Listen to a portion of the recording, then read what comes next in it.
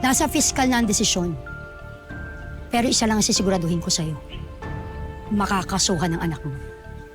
Bakit sigurado ka? Bakit?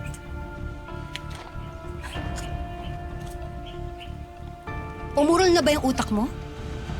Tumistigo ng driver, di ba? Kitang-kita niya nang itinulak ng anak mo ang anak ko. Ikaw nagsasabi ng totoo. Dapat dun sa unang statement pa lang niya, sinabi niya na yun eh. Parang hinabol niya lang eh. Siguro kaya niya dinagdagan yung statement kasi may ginawa ka na naman. Ano naman ang magagawa ko? Binayaran mo siguro yung driver. Kinausap mo para magsinungaling. Ginamit mo yung mga connection mo. Kinausap mo ng abogado mo, ng piskal.